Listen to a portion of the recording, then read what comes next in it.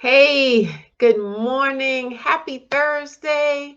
Peace and blessings. It's me, Dr. Sabrina and Jai, and welcome back to the check-in where you all are sending me questions from your heart, and I am doing my very best to answer them from mine.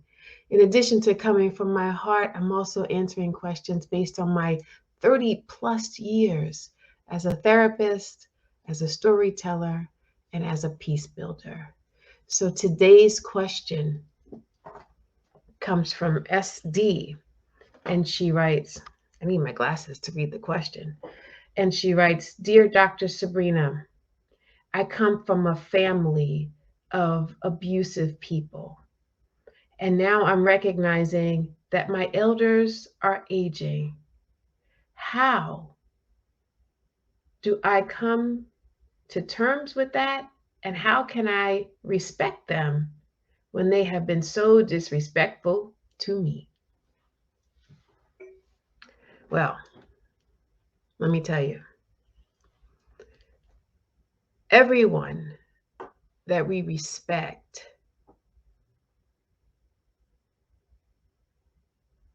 doesn't necessarily deserve it. Do you hear me?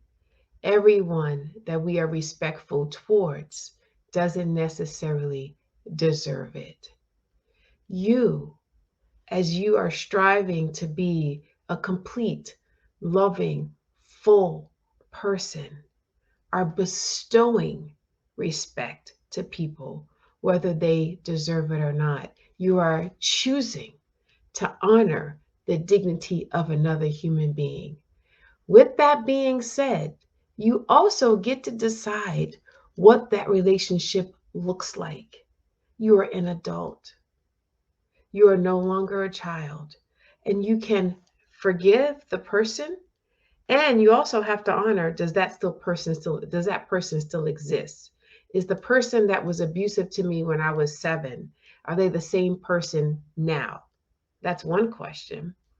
The other question is, am I still 7 in their presence, even though I'm 57, 47, 37 now?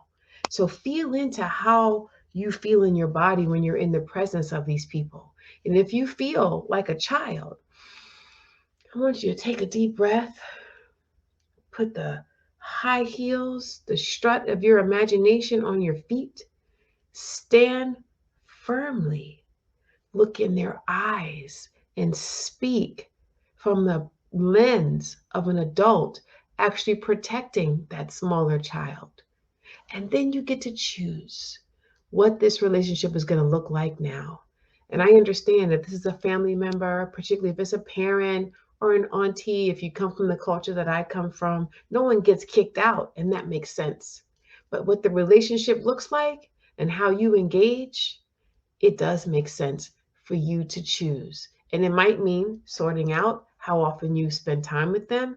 And most importantly, it means your family of birth and your family of choice can be separate entities. And you might have a little Venn in the middle. You might have someone that is from both of your family of birth and someone you choose to be in relationship.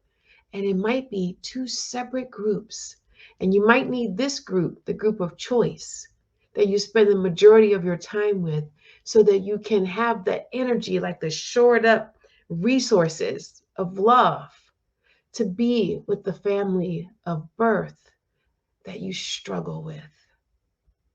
And I assure you, this is a long, long walk. How do we forgive people for all their foolishness and then also choose what we want to be, how we want to be in relationship with them? So I'm being kind of firm. Can you see? You can be firm and you can still be kind and loving. All can be encompassed in this one unique person that is you. So I appreciate that question. I can't wait to hear more questions. Come along, write to me, email me, Sabrina at theheartnest.com, or better yet, email me, check-in at theheartnest.com, so that I know your question is directly related to this audience and this forum. Thank you so much. I love you. Have a glorious week. Peace and blessings.